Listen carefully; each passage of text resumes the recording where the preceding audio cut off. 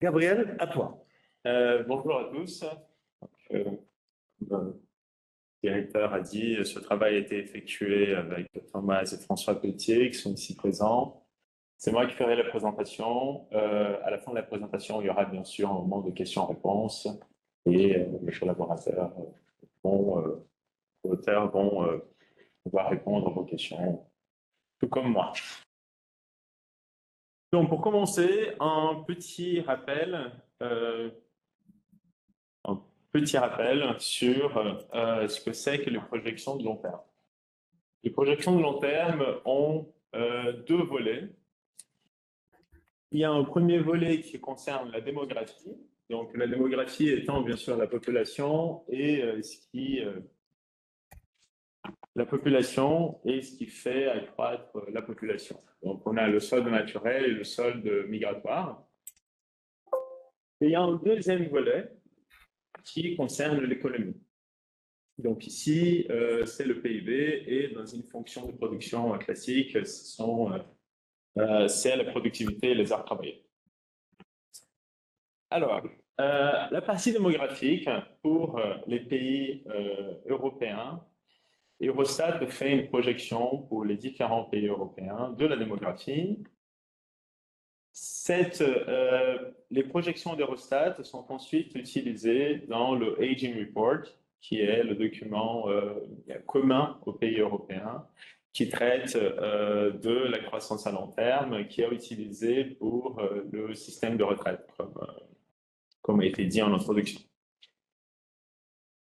Ce qui est intéressant, c'est que le Aging Report et l'aspect démographique sont deux volets complètement isolés.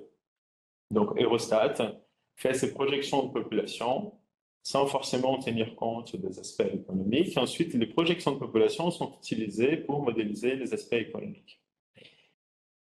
Ça, pour un pays comme le Luxembourg, s'avère un peu problématique. Pourquoi? Bon, le Luxembourg a une spécificité. C'est un pays qui est différent en termes démographiques de la plupart des pays européens. Et pourquoi c'est différent? Parce que la croissance de la population, elle est principalement expliquée par les soldes migratoires. Voilà. Donc, en tenant compte de cette spécificité, ce qu'on fait ici, c'est on prend ces deux volets qui sont vus comme en étant deux volets indépendants et on les met ensemble. Donc, ce que je vais vous présenter, c'est à la fois des hypothèses concernant l'économie qui vont avoir un impact sur le solde migratoire et par conséquent vont affecter la population. Il va affecter l'économie. En termes méthodologiques, donc la méthodologie, elle a déjà été présentée, les grandes lignes de la méthodologie. Ici, il y a un changement d'approche, mais la méthodologie est la même. C'est une publication du STATEC de 2017 dans laquelle on expliquait bien la relation entre les déterminants économiques, les déterminants au niveau de la population et cet effet de bicausalité entre les deux choses. Donc ici, la croissance, donc dans une fonction de production classique, c'est une combinaison de la productivité et les heures travaillées. Donc, ce qui se passe dans cette méthodologie, donc la compréhension qu'on a de l'économie luxembourgeoise est que lorsqu'il y a une croissance au niveau de la productivité, cela génère une hausse du revenu disponible relatif entre le Luxembourg et les pays voisins. Une fois qu'il y a une hausse du revenu disponible du Luxembourg par rapport aux pays voisins, le pays devient plus attractif et donc il va attirer plus de migrants et de frontaliers. Donc, les gens seront attirés vers le Luxembourg. Par contre, tout le monde ne va pas s'installer au Luxembourg. Certaines personnes vont devenir frontalières, vont s'installer principalement en grande région. Cela va augmenter la masse de travailleurs, ce qui par conséquent va augmenter le nombre d'heures travaillées et donc va aboutir à une croissance du PIB plus importante. Sans rentrer dans les détails, parce que le temps de la présentation ne me permet pas, mais cela a été modélisé donc, en 2017, la publication à partir de laquelle ce travail est effectué, donc c'est une extension, à partir de deux équations. Donc il y a une première équation qui modélise cette relation entre croissance de productivité et hausse du revenu disponible. Et ensuite, cette première équation permet de prévoir le revenu disponible à long terme, qui est ensuite utilisé pour prévoir l'augmentation de migrants et de frontaliers. Voilà. Bon, le document, comme je vous ai dit, la publication qui est commune aux pays européens sur le long terme dans cette thématique, c'est le Aging Report. Quand on prend en compte cette relation entre productivité, revenu disponible, emploi, et qu'on garde les mêmes hypothèses effectuées dans le Aging Report, que ici par la suite, dans tous les graphiques, quand vous allez voir AR, cela veut dire Aging Report.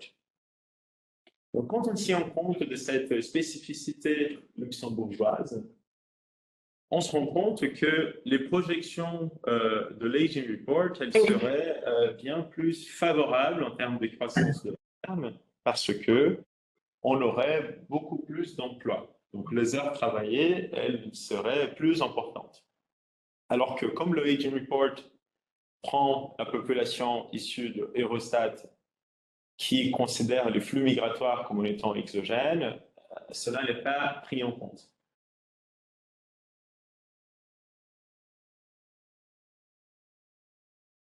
Alors, quelle est la différence entre ce qu'on fait aujourd'hui et ce qu'on a fait en 2017?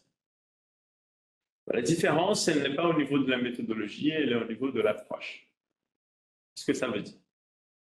En 2017, cette relation entre PIB, productivité et heures travaillées, elle a été modélisée, donc l'approche a été de garder le PIB fixe, donc on fixait une trajectoire du PIB. Donc à ce moment-là, il y a 4 trajectoires possibles qui ont été fixées. Donc PIB de long terme de 0%, PIB de long terme de 1,5% en croissance, en PIB de long terme une croissance de 3% et de 4,5%.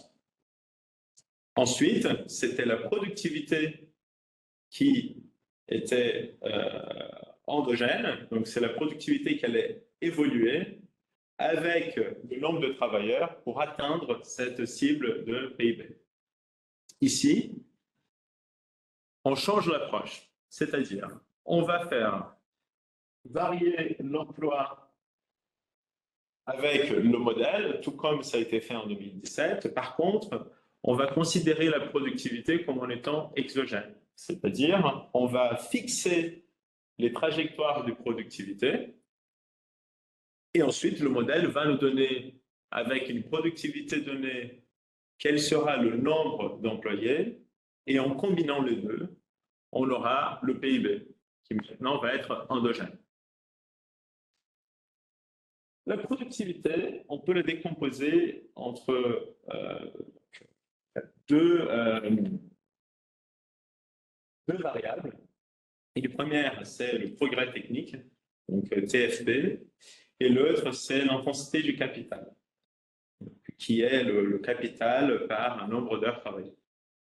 Ici, on fera des hypothèses sur le progrès technique et on fera des hypothèses sur l'intensité du capital via quelque chose sur laquelle les politiques économiques peuvent agir, qui est le taux d'investissement.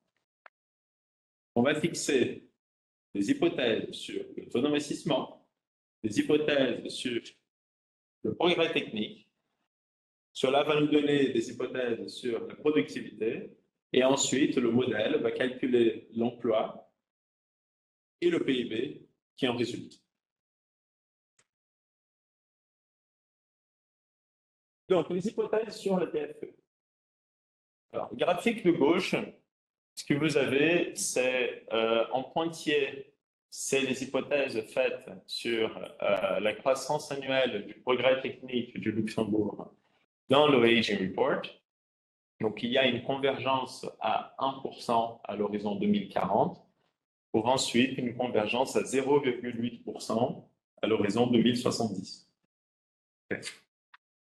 Nous, ce qu'on considère, c'est que cette convergence à 1% à l'horizon 2040, comme elle découle d'un compromis effectué entre la Commission et les pays membres pour s'ajuster à différents niveaux de TFP, on considère que c'est plus réaliste d'imaginer une convergence directement à 0,8%, sans passer par ce 1%. Donc, dans ce sens-là, notre première hypothèse de TFP, elle n'est pas très éloignée de celle du Aging Report.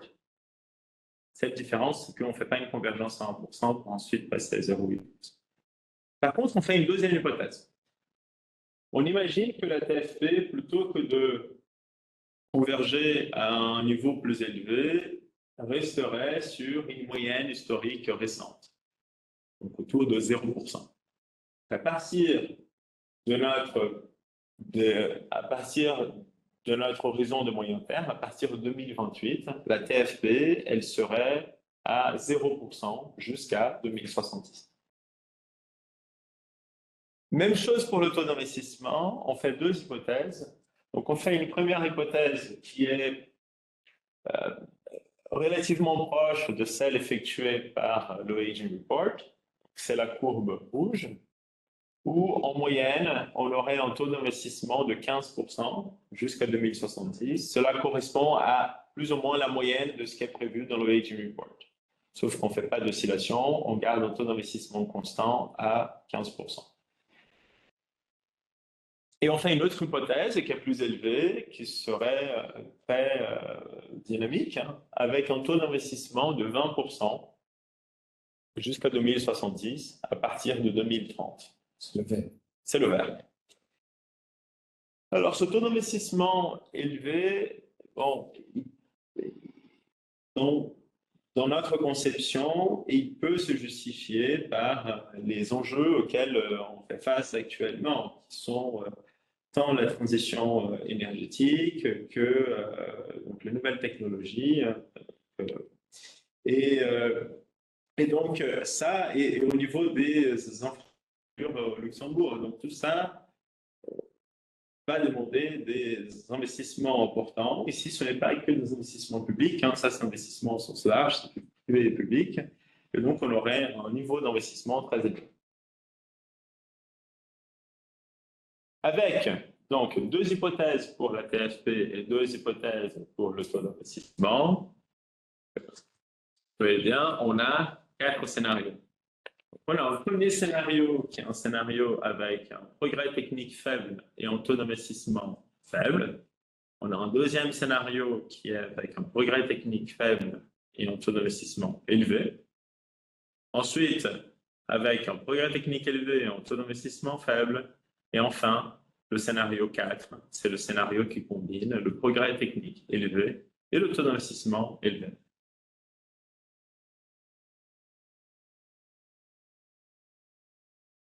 Donc, rappelez-vous, je vous ai montré que la première équation, c'est ce qui est vraiment au cœur de ce modèle, c'est la relation entre le ratio de productivité, donc c'est la productivité du Luxembourg par rapport aux pays voisins, et le revenu disponible du Luxembourg par rapport aux pays voisins. Alors, ce qu'on voit ici, c'est que pour les scénarios plus élevés, il y aurait donc un rattrapage, une convergence avec les pays voisins qui deviendrait stable en début de période, donc à partir des années 40 à les années 50. On le voit avec les courbes, l'évolution de revenus disponibles qui devient plus ou moins constant, donc le ratio de revenus disponibles de la courbe verte et de la courbe jaune. Okay. Pour les scénarios faibles, on suppose que Pour les pays voisins également, ça c'est un point, pour les pays voisins également, comme on fait une hypothèse faible pour la productivité, on fait pareil pour les pays voisins. Par contre, leur niveau de productivité serait quand même supérieur à celui du Luxembourg. Et donc, on a en revenu disponible, on a une convergence qui perdure tout au long de la période de l'analyse, jusqu'aux années 2070. Avec, pour le scénario 2, c'est la courbe orange, on aurait une convergence à égalité entre le revenu disponible du Luxembourg vis-à-vis des pays voisins. Tandis que pour le scénario plus faible, donc, on aurait une convergence où le revenu disponible du Luxembourg serait inférieur à celui des pays voisins en 2070. Cela s'expliquerait par la faible productivité et par donc la faible TFP, le progrès technique, combiné à un taux d'investissement faible. À long terme, donc la productivité à gauche que vous voyez à un niveau, donc on compare toujours à ce qui est dans le Aging Report. On voit cette traduction directe entre les niveaux de productivité et les niveaux d'emploi qui sont prévus. Ici, l'emploi, ça combine à la fois l'emploi résident tout comme l'emploi frontalier. Donc, on aurait, pour le scénario, avec un fort taux d'investissement combiné à une TFP plus élevé, donc on aurait un niveau d'emploi plus élevé, donc supérieur à 800 000 personnes en 2070. Et en contrepartie, pour un niveau pour un faible progrès technique combiné à un faible investissement, on aurait un niveau d'emploi plus faible. Deux choses sur ce graphique. La première chose est que l'écart qu'on a dans la fourchette de ces deux scénarios, comme vous voyez, elle augmente au cours du temps. Il n'est pas étonnant, puisqu'on a l'aspect de la population, l'évolution de la population, il y a moins de monde, donc l'axe démographique fait que cet effet combiné, il va accentuer la différence entre scénarios. Et la deuxième chose est que, comme je l'ai montré dans le premier graphique sur le graphique en bas avec le Aging Report, on voit que le niveau d'emploi anticipé dans le Aging Report, il n'est pas cohérent, en quelque sorte, avec le niveau de productivité. Vous voyez à gauche, la productivité du Aging Report, elle est entre le scénario 3 et 4, alors que l'emploi est plus faible que dans tous les scénarios. Concernant la croissance économique, ce scénario, on aura à long terme une croissance qui va avoisiner les 2% pour les scénarios élevés. Et en contrepartie, pour les scénarios plus faibles, la croissance à long terme, elle est plus proche de 0%. Et en termes de population, on constate le même effet. Les scénarios plus faibles, on a une population plus basse, et les scénarios plus élevés, on a une population plus élevée. Avec, encore, en termes de fourchette, on voit que cette fourchette, elle augmente au cours du temps. Par contre, cette fourchette, elle n'est pas énorme, si on peut ainsi dire. Donc, là, on est sur à peu près 80 000 personnes à l'horizon 2070.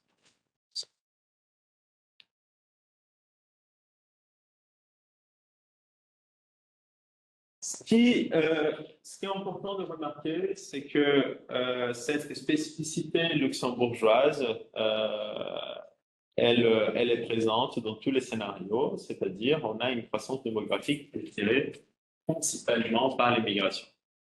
Que ce soit donc, que Eurostat projette, que ce que nos scénarios projettent.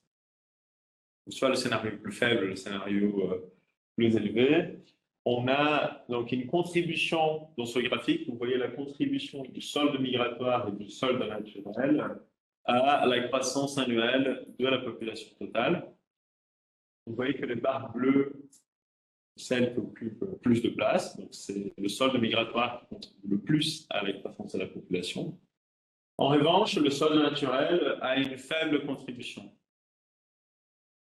Vous remarquerez que les barres bleues occupent plus de place dans le scénario 1 et 4 par rapport au Aging Report, mais que les barres oranges occupent aussi moins de place. Ça s'explique par une différence dans les hypothèses de fécondité et de mortalité entre nos projections, qui utilisent les hypothèses faites par le STATEC, par rapport aux hypothèses effectuées par Eurostat. Et je vais vous montrer les différences. Avec un petit point de comparaison, parce que ça, ce point de comparaison avec 2017, je le ferai ici pour pouvoir comparer à la fin et vous montrer les différences de population entre ce qu'on avait estimé en 2017 avec une approche différente et ce qu'on a aujourd'hui.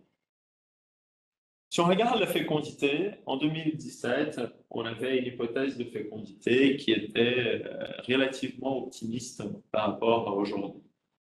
Cela s'expliquait à l'époque par donc, une anticipation que la France et les pays nordiques allaient augmenter leur fécondité.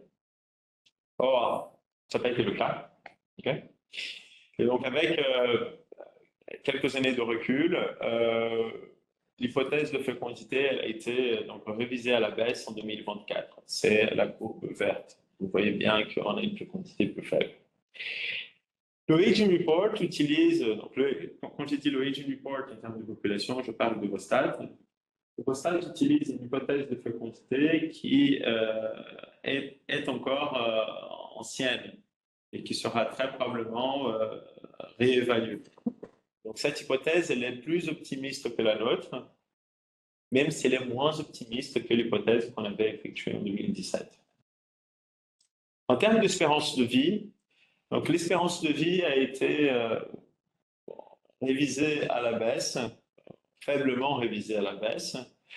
Et là, on a un niveau d'espérance de vie qui est très élevé, donc les gains d'espérance de vie se font plus lentement qu'on anticipait en 2017. Ça a conduit à décaler de 10 ans à peu près. Non, pourquoi je dis 10 ans? Si vous regardez l'espérance de vie qu'on avait en 2017, en 2060, on a plus ou moins la même chose en 2070. La combinaison de ces deux choses, donc cette révision de la fécondité avec ce changement d'espérance de vie, qui a décalé de 10 ans, nous amène à revoir le solde naturel, donc un solde naturel qui est décroissant, okay, et qui est plus faible par rapport aux projections de 2017. Donc, vous avez l'évolution du solde naturel avec les traits pleins, c'est les 4 scénarios que j'ai présentés ici. Et en pointillé, on a les scénarios de 2017. Donc vous voyez qu'il y a quand même une différence entre le solde naturel. Cette différence, en cumulé, va expliquer une grande partie de la révision à la baisse qu'on fait en termes de population.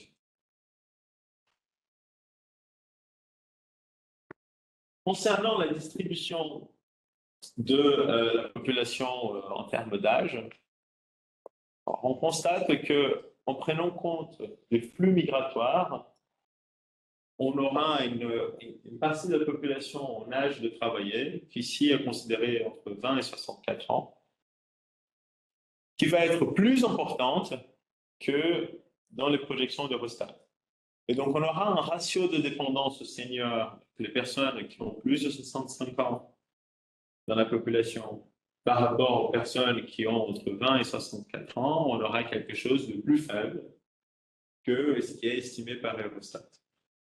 Et de la même façon, par cette masse de personnes entre 20 et 64 ans qui est plus importante, on aura aussi un ratio de dépendance jeune, les personnes qui ont moins de 20 ans, par rapport à la population entre 20 et 64 ans, qui sera plus faible. En termes de distribution, pas en relatif sur les personnes entre 20 et 64 ans, ce qu'on voit, c'est qu'en 2060, on voit qu'il y a plus de personnes en âge de travailler. Par contre, leur part relative dans la population totale est plus faible. Donc, on voit bien que le nombre, donc la part des seniors augmente considérablement en 2060 par rapport à ce qu'on a en 2023. Donc, ça, c'est un résultat en quelque sorte attendu.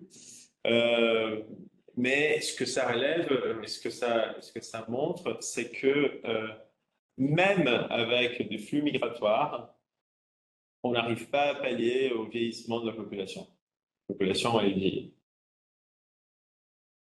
Pour rappel, en 2017, donc les scénarios illustratifs, comme je vous ai dit en début de présentation, fixaient la trajectoire du PIB à quatre trajectoires possibles fixes, 0%, 1,5, 3% et 4,5.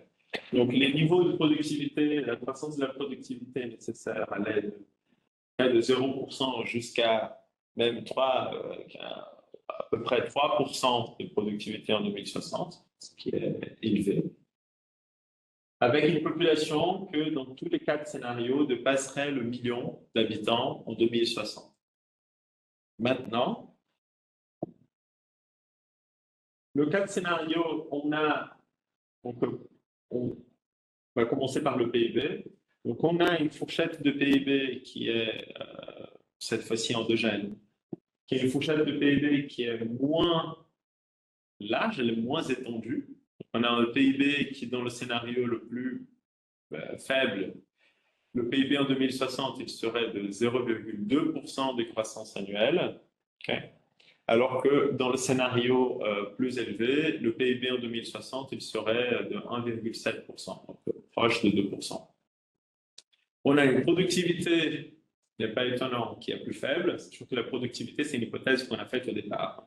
Donc une productivité qui va de proche de 0% jusqu'à 1,4%. Donc on est bien loin des 3% du scénario à 4,5% de PIB.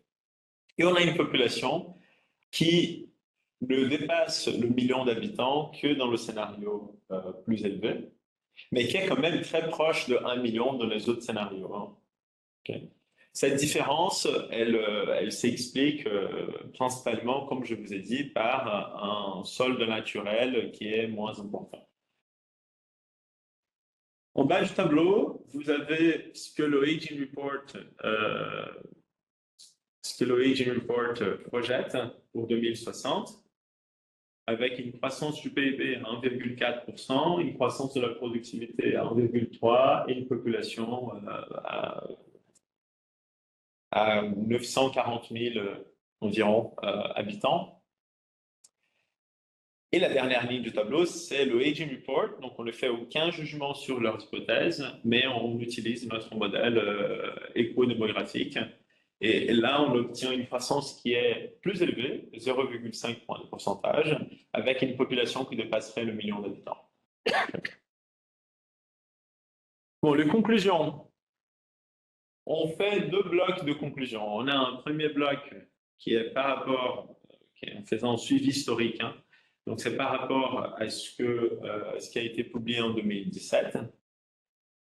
La première conclusion, c'est que lorsqu'on fait des hypothèses sur la productivité, on va délimiter davantage la croissance à long terme. Donc, ça peut être vu comme en étant, en 2017, l'exercice a été de... On ne se pose pas de questions sur si le PIB est crédible ou pas crédible, on regarde juste qu'est-ce qu'on doit avoir en termes de productivité pour l'atteindre. Maintenant, l'exercice qu'on fait, c'est si on fait des hypothèses au niveau de la productivité qui sont plus réalistes, qu'est-ce qu'on va obtenir comme PIB? Et là, on voit que la fourchette du PIB est quand même de 0 à 2%, ce qui est plus étroit qu'en 2017. Deuxième conclusion, c'est que moins de fécondité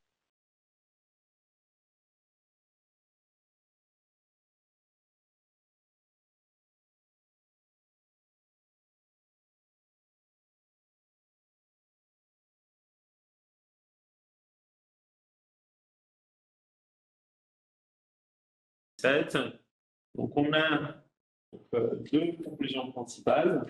La première, c'est que la moindre attractivité de revenus va induire une baisse du solde migratoire, mais que quand même, la croissance démographique, elle va être déterminée par l'immigration. Ça ne change pas. Cette spécificité luxembourgeoise, elle ne disparaît pas. Même si on a de moins en moins de migration, parce que les revenus disponibles, selon le scénario, deviennent de moins en moins attractifs.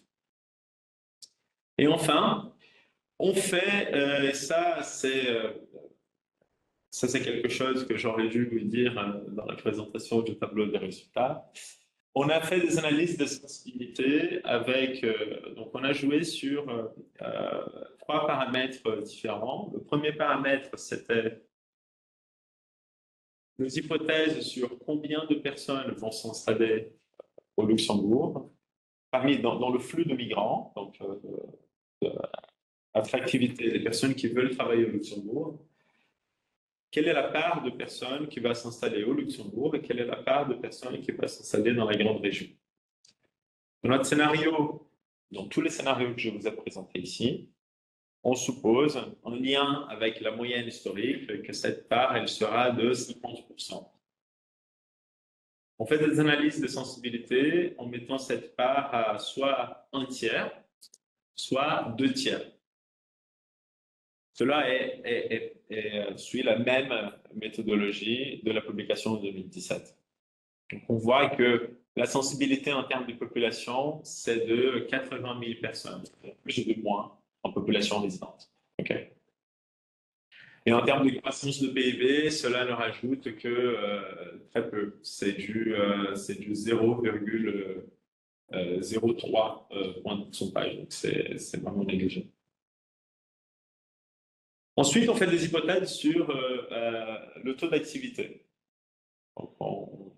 Cette analyse, elle est effectuée en prenant le solde migratoire, en le distribuant dans la population et en appliquant des hypothèses sur le taux de participation par âge et le taux de chômage par âge. Et ce qu'on fait, c'est qu'on joue avec ce paramètre en ayant un taux de participation plus élevé de 2 écarts types ou moins élevé de 2 écarts types, et on regarde ce que ça donne en termes de résultats. Et on fait pareil pour le taux de chômage. Bon, les résultats sont très similaires. On a des tendances d'emploi et de population qui ne sont pas vraiment affectées par ces hypothèses de taux de participation et de taux d'emploi. Donc, bien sûr, les chiffres sont différents. En écart par rapport au scénario central, c'est différent, mais en pourcentage, c'est très faible. Bon, les utilisations et les synergies, et je vais conclure avec cette slide et vous laisser la parole pour poser des questions. Alors, la première, ça concerne bien sûr les plans nationaux de long terme, donc on peut citer le PNAC, comme a été mentionné en introduction.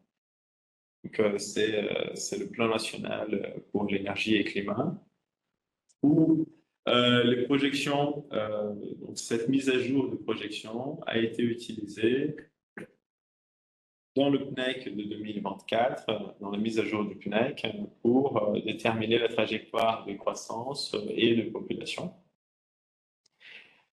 Il y a deux autres modèles auxquels je pense où ces projections sont utilisées et il peut y avoir des synergies entre ces projections et ces modèles. Le premier, c'est le modèle du ministère des Transports qui simule les déplacements dans la grande région.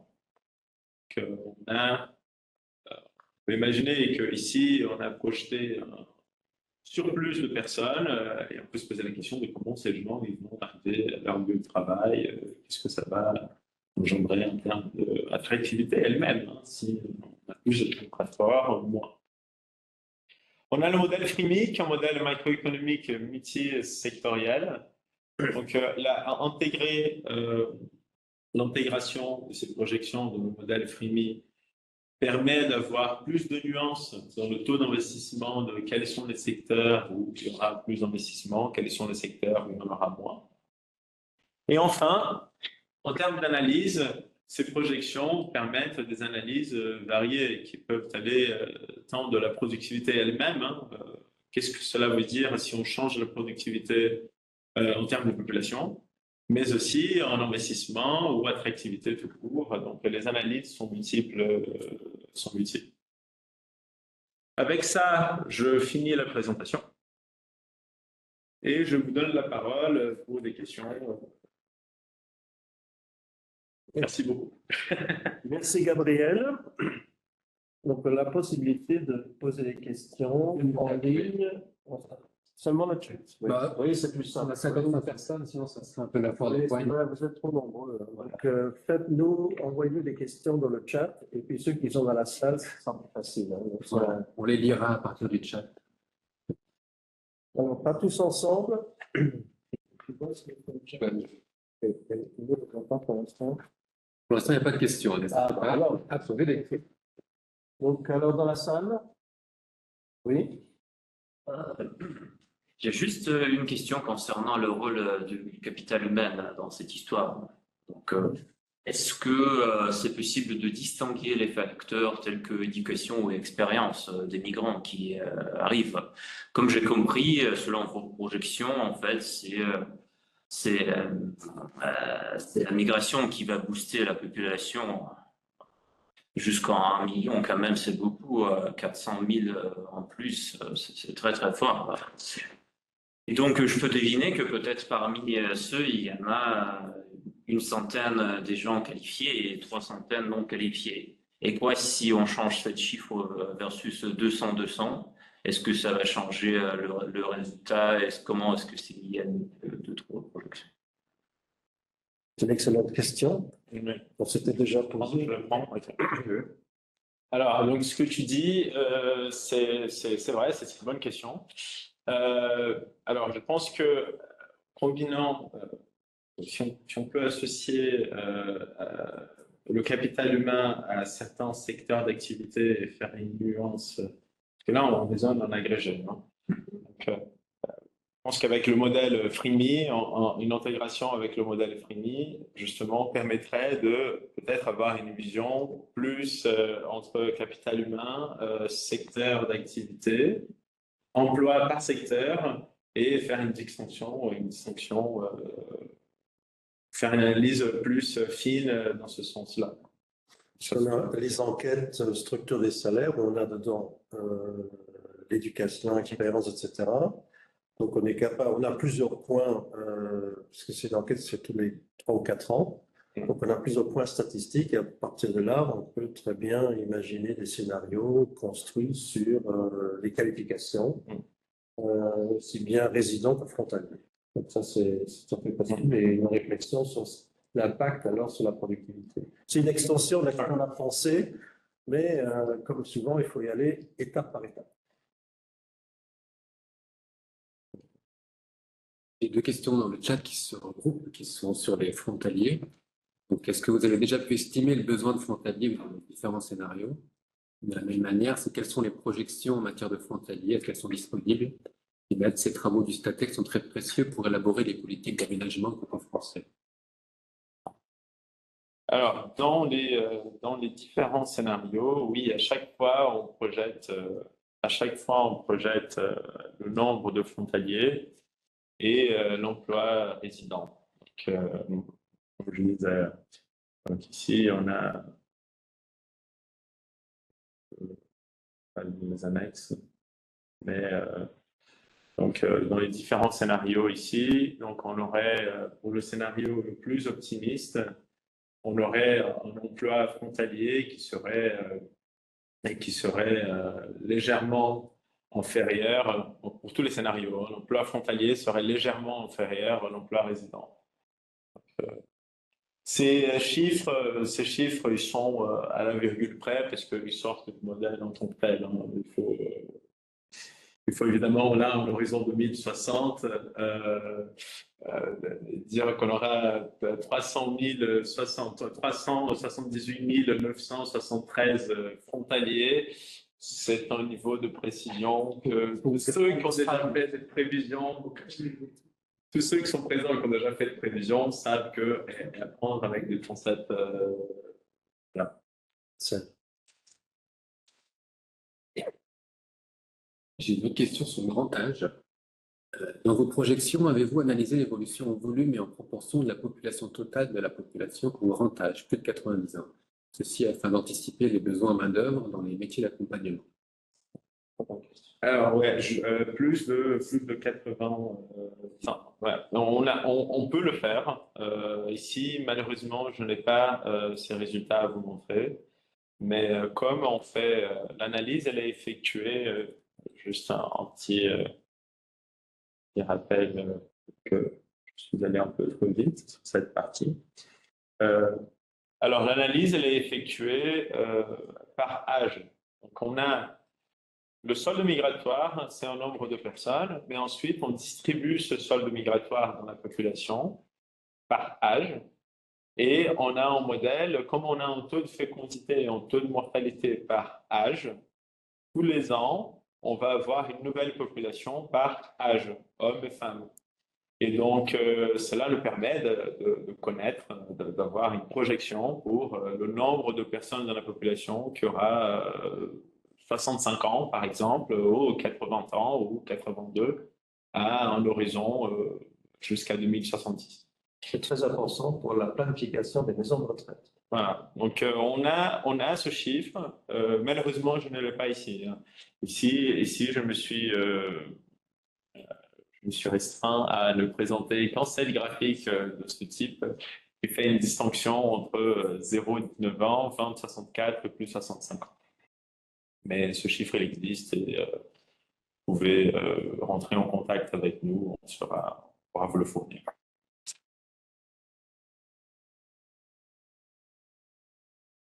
Oui, je vous écoute dans la salle. Oui. Juste une question à propos du capital investi et de l'intensité. La dernière note de conjoncture qui avait été présentée il y a quelques semaines, M. Grassin nous avait dit que l'investissement, notamment l'investissement privé, était nettement réduit ou diminué. Dans vos scénarios que vous nous présentez, vous utilisez, est-ce que ça veut dire que l'investissement public est plus important ou est-ce que vous pensez que l'investissement privé va reprendre un niveau qu'il avait antérieurement? Oui. Dans la note conjoncture, donc on parle essentiellement des fluctuations conjoncturelles qui sont liées aussi par rapport à la trajectoire, par exemple, des taux d'intérêt directeurs. Donc c'est un effet temporaire, alors que ce qu'on fait ici, c'est une projection à très long terme où on a choisi les fourchettes. Si vous vous rappelez un peu des données des 20 dernières années, c'était des fourchettes qui étaient très représentatives, disons, des niveaux extrêmes qu'on a observés. Donc voilà, et les deux ne sont pas vraiment comparables. Encore une fois, on parle de fluctuations conjoncturelles qui ont des raisons. Voilà, c'est souvent un signe d'une crise, le symptôme d'une crise ou alors une réaction à la crise. Voilà. Alors qu'ici, on prend juste deux cas extrêmes pour montrer une fourchette à l'intérieur de laquelle on risque quand même de se retrouver. Donc, montrer un peu aussi la sensibilité par rapport à un taux d'investissement relativement faible à 15%, ou alors relativement élevé à 20%, pour montrer un peu quel est l'impact à long terme, aussi bien sur la croissance du PIB que sur la population. Nous ne préjugerons pas de ce qui va se passer, parce que c'est vrai que sur une longue période comme celle-là, il peut se passer plein de choses, aussi plein de crises, non? Mais c'est vrai que donc on laisse ouvert, donc c'est des futurs possibles. Et ça, c'est les politiques qui aussi de voir est-on capable d'augmenter ce taux d'investissement, sachant toutes les dépenses qu'on va encore devoir faire. Il y a aussi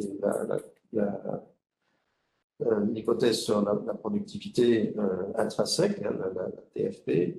Donc ça reste ouvert. Ça, c'est là où on pense que la politique économique peut encore influencer les choses. Vous l'aviez bien précisé la dernière fois, mais je vais aussi poser la question, est-ce que c'est une tendance de fond ou est-ce que ça va repartir comme ça? Ça a diminué ces dernières années, mais rien n'empêche. Oui, non. Restons optimistes. Oui, idéal. Tout d'abord, merci pour la présentation et ces travaux toujours très importants. J'appelle encore la la note de 2017 sur mon bureau, donc j'attends la nouvelle. C'est un document qu'on consulte assez régulièrement quand même. Moi, j'ai plus déjà une remarque. Il y a quand même un espèce de monde nouveau qui se dessine quelque part, parce que j'ai notamment des scénarios je me dis en termes d'implication politique et de débat qu'il peut y avoir derrière, qui sont très importants, notamment ces scénarios où on a des croissances proches de zéro, mais quand même 1 million d'habitants.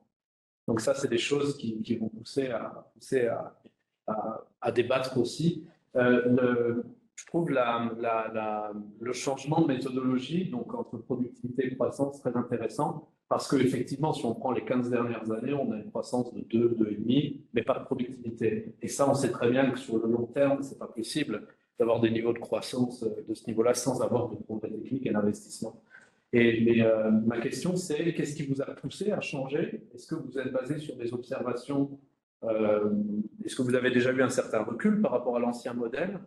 Ou est-ce que c'était plus une approche philosophique en disant on ne peut pas fixer de manière comme ça fixe le PIB sans rentrer sur le... Pourquoi?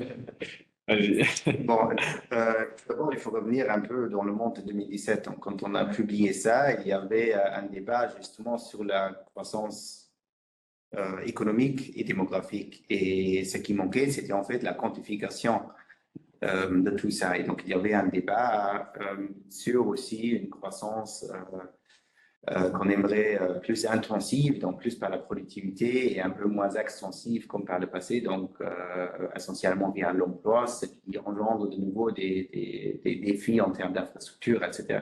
Donc c'était ça un peu le débat. C'est pour ça qu'on s'est dit, OK, on va, parce qu'on a quand même développer une méthodologie qui était nouvelle, donc il fallait déjà expliquer ça au monde, et donc on s'est dit pour mieux l'expliquer, on va faire des scénarios très simples où on parle d'une croissance économique, disons de 3%, parce que tout le monde a en tête un peu ce niveau de croissance potentielle de l'époque. Donc on voulait simplifier en fait comment on a dessiné les scénarios, et l'objectif essentiel, c'était donc de montrer le lien entre la croissance économique et démographique, avec un résultat que finalement, peu importe le niveau de croissance, on arrivait à 1 million à long terme. Et deuxièmement, on voulait en fait montrer combien de productivité il faut avoir, parce que c'était ça aussi le débat. Il y avait beaucoup de discussions à l'époque voilà, il faut avoir plus de productivité, d'ailleurs c'est toujours d'actualité, ou encore plus en quelque sorte. Et donc, on voulait quantifier aussi de combien de gains de productivité on aurait besoin pour atteindre ces fameux 3% de croissance du PIB, ou alors un peu moins si on se donnerait une cible inférieure. Donc, c'était un objectif qui était assez simple finalement, alors que maintenant, on s'est dit que ça valait le coup d'adopter une approche plus classique de l'économiste, où on considère que non seulement la productivité, elle n'est pas observée dans les chiffres, dans les statistiques, c'est un résidu qu'on calcule une fois qu'on a retranché du PIB, la croissance de l'emploi, etc. Et que c'est finalement une variable voilà, où il y a beaucoup de choses à dire, mais finalement assez peu de concret. Et donc, c'est typiquement sur ces variables où les modèles ils ne peuvent pas l'expliquer. Donc, c'est là où on formule les hypothèses.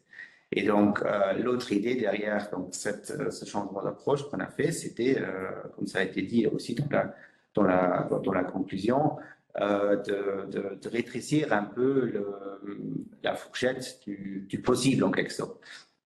Parce qu'on était quand même sur une fourchette assez extrême, entre 0 et 4,5% de croissance. Voilà, on voulait voir un peu, voilà, si on fait le travail un peu plus bottom-up, qu'est-ce qui est dans le domaine du réaliste. Et dernièrement, on voulait pouvoir quantifier l'impact du vieillissement sur la croissance. Ce qui avant, de par l'approche, était impossible parce que la croissance, elle restait constante. Donc, l'impact du vieillissement, on la voyait paradoxalement sur la productivité. Alors que aussi, il y a des grands débats sur quel est le lien entre productivité et vieillissement. Et donc, pour pouvoir regarder ça d'une façon plus fine, on s'est dit, voilà, on va regarder le PIB comme un résultat de notre approche et on va formuler des hypothèses sur les deux paramètres de progrès technologique et de taux d'investissement, parce que ce sont deux paramètres voilà, qui qui sont beaucoup discutés et où il y a des leviers quand même de jouer dessus, même si c'est difficile de le quantifier. Avez-vous une hypothèse sous-jacente sur le progrès technique? Est-ce que le progrès technique est stable dans vos hypothèses ou croissant? C'est plutôt... Et ça, c'est le graphique de gauche. Ça, c'est le progrès technique. Bon, jusqu'à 2028, cela est issu des prévisions de moyen terme, ou donc, petit commentaire plus technique. Hein. La fonction de production n'est pas une courbe de glace, donc ce progrès technique, il est déduit comme en étant en résidu, d'une façon similaire à tout le reste de la période où cela suit une fonction de courbe de glace. C'est pour ça que vous avez c'est pour ça qu'on voit un fort mouvement du progrès technique avant 2028. Mais nos hypothèses sont à partir de 2028 et c'est ce qu'on voit là. On a un progrès technique qui convergerait à une valeur de 0,8% à l'horizon 2040. C'est-à-dire... Et vous dites que la TFP, c'est principalement un progrès technique, donc il n'y a pas d'autres facteurs dedans dans la TFP.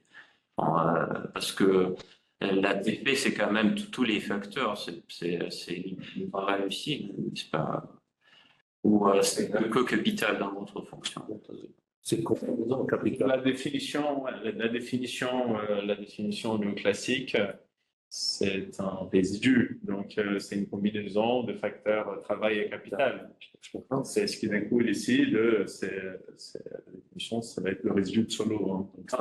Donc, mon point, c'est que peut-être c'est le progrès technique qui est plutôt dans la part du capital.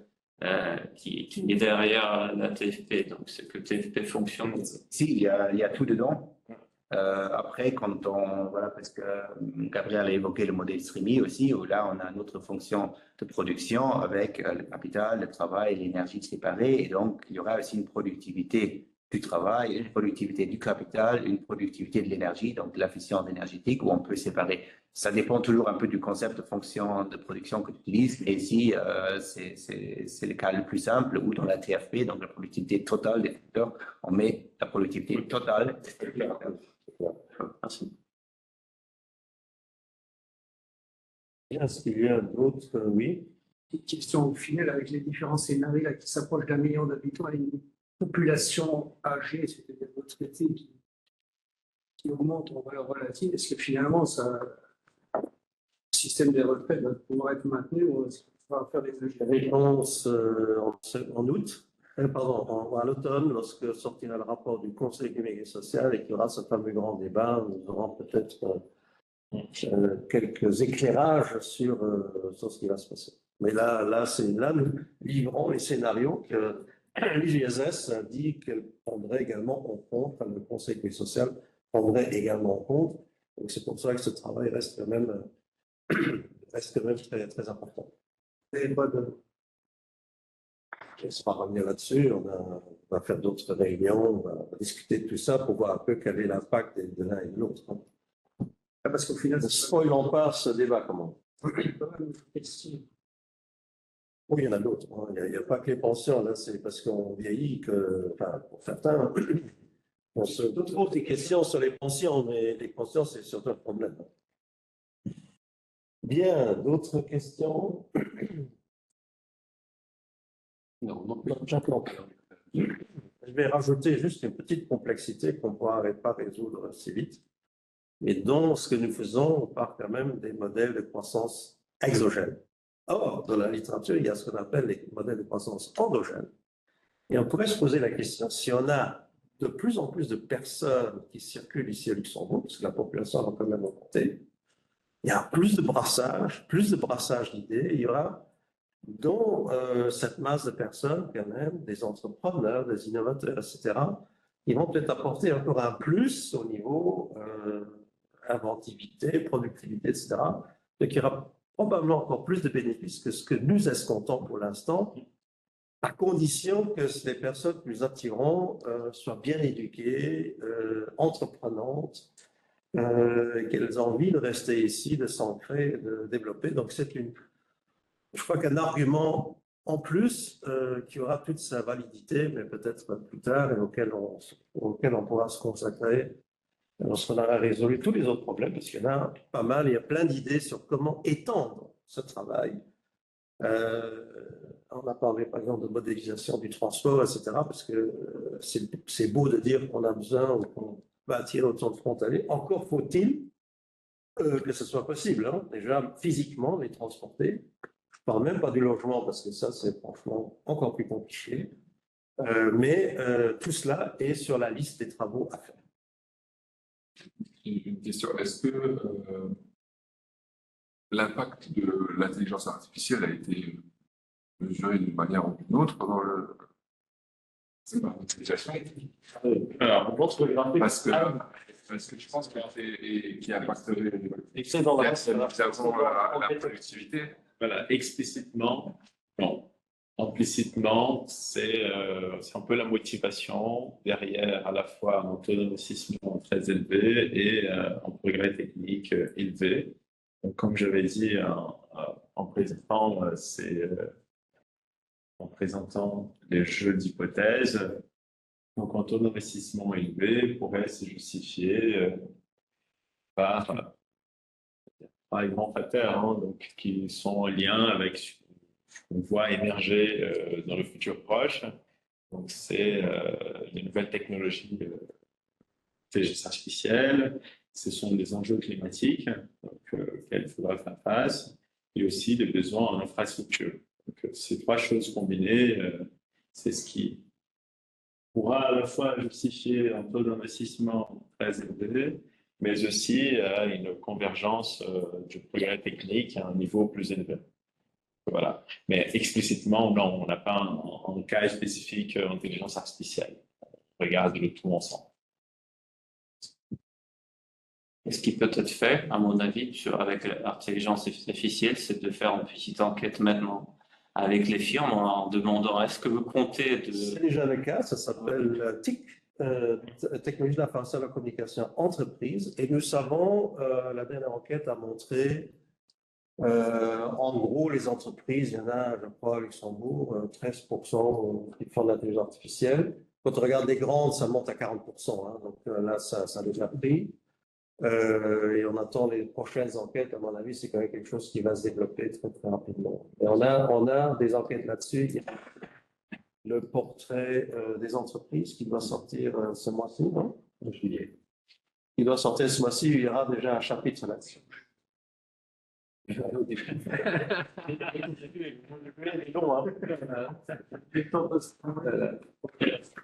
J'ai deux remarques sur le chat par rapport à ce que dit M. Legreza sur l'innovation. Donc, faut-il encore créer des hubs de R&D au Luxembourg? Est-ce le cas ou pas? Et une autre remarque, c'est sur les territoires frontaliers qui doivent aussi être en capacité de pouvoir loger les personnes avant la mobilité.